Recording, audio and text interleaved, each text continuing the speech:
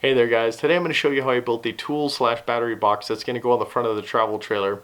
It's a rather small aspect of a much bigger project, the whole travel trailer series, but this one took a bit more brain power because I had to do a couple of things I'm not used to doing. Welding aluminum and then bending metal accurately where it looks nice and straight and has clean lines. So let's get started.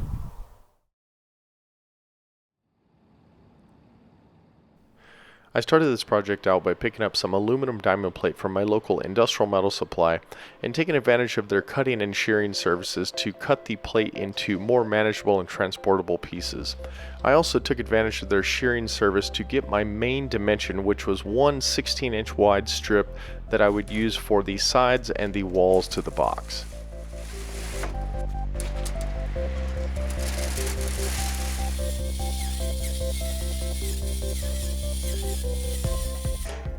After I got back home, I then cut down one of the sections into a smaller piece that I would use as my base plate and ultimately a template for the rest of the box.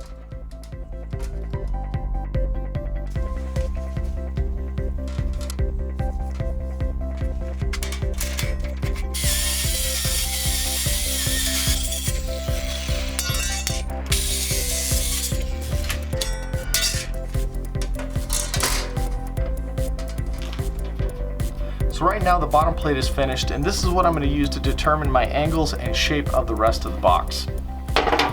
This is the strip of aluminum you saw sheared at Industrial Metal Supply earlier. It's 16 inches wide, and what I'm going to do is flip this over and then make some score marks right where these angles are, and then I will cut with a saw and try to bend it into place.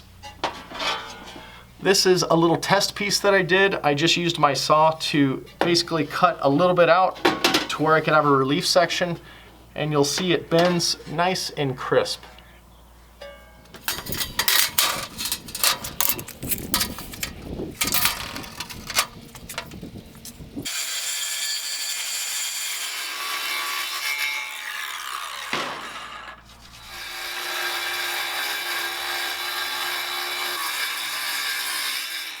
So I've got the first set of score lines cut, and I think they're going to bend just fine based on my little test piece here.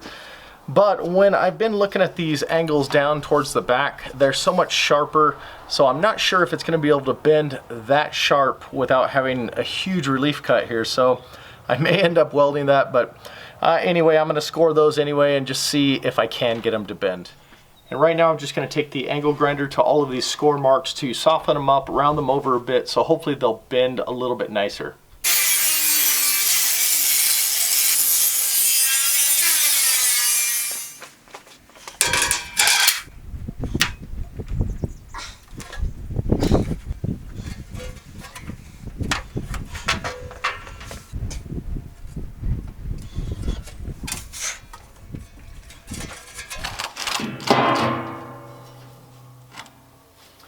Okay, so far so good. It's coming pretty close. I just need to bend these a little bit more, and then I'll figure out how to keep bending those.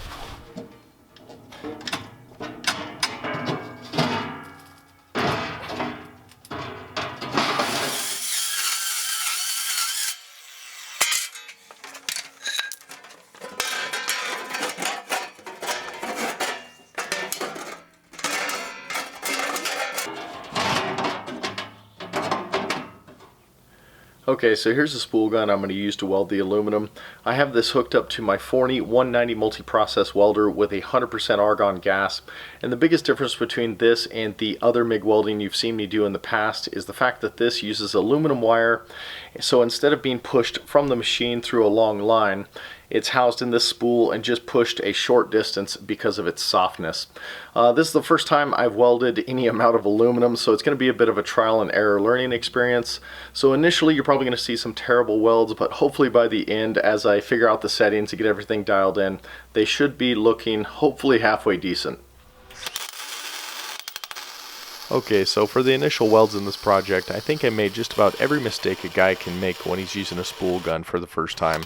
Everything from having the wire speeds too fast or too slow, to having just the wrong voltage, or just not having enough shielding gas. And here's an example of one of the earlier welds on the left side, not having enough wire speed and probably moving too fast. And then on the right side, definitely starting to get a bit better coverage, although still pretty ugly.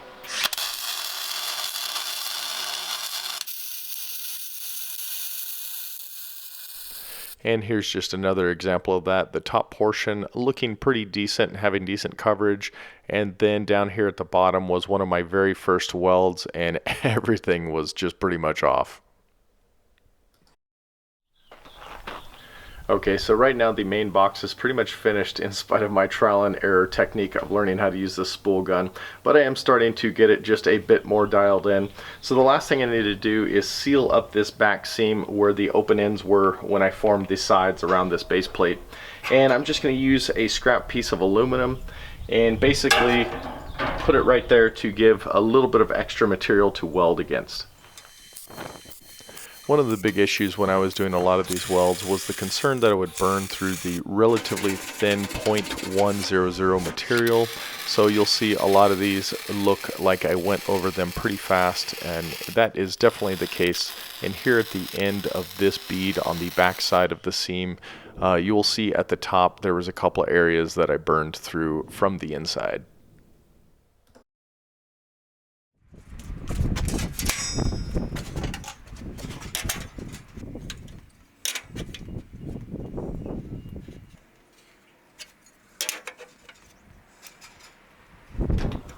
Okay, so just like the side pieces where I scored to help them bend, this is going to be the top piece, and you'll see I have a couple of different lines drawn on here.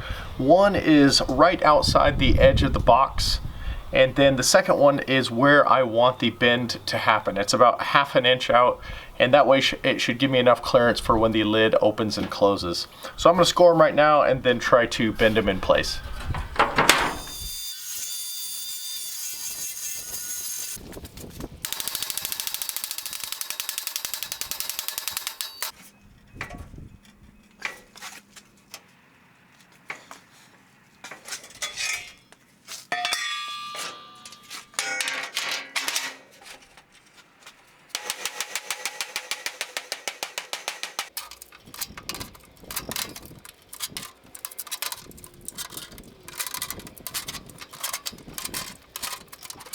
Alright, it's all bent into shape. We'll see how it fits. I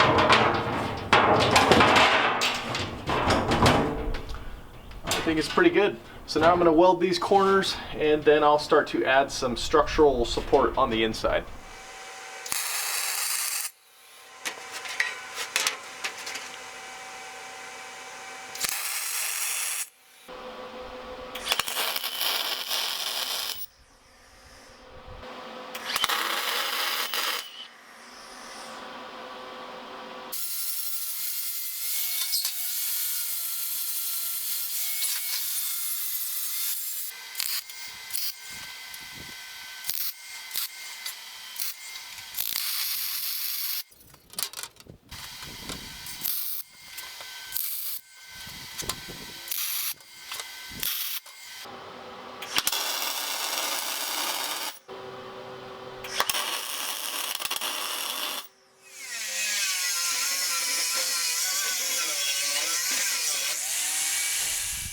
Right now I'm adding aluminum angle to the top edges of the box just to give a bit more reinforcement and stiffness to the sides. This is the same aluminum angle I used as trim on the trailer, and what I've done is just cut it and clamped it into place, and now I am just tack welding it into place, and then once all these are done I will flip it on its side and put some longer beads on the bottom sides.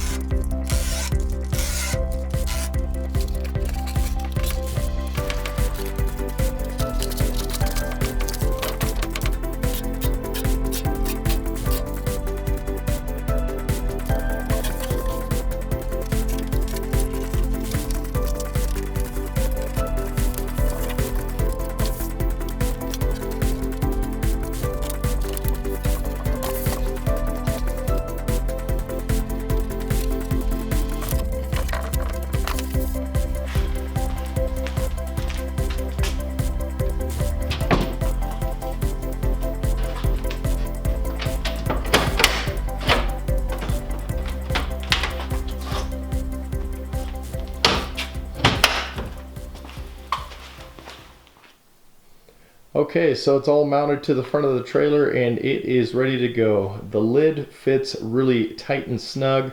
The latch works well, and the box has been placed where I can still operate that tongue jack pretty easily. And there is a little space behind it to allow the lid to flip up. On the inside, I just have it mounted with 4 stainless steel carriage bolts that I just happen to have in my shop, but it eventually will be mounted with some additional support once I end up making a framework down here to hold my deep cycle batteries. It will also receive some bolts in that framework, which will kind of act as a washer. But overall, I'm pretty happy with it. The insulation maybe isn't the most professional job with the tape, but I think it'll do the trick of keeping the box from getting, too hot or too cold, and just keep the environment in here a little bit nicer.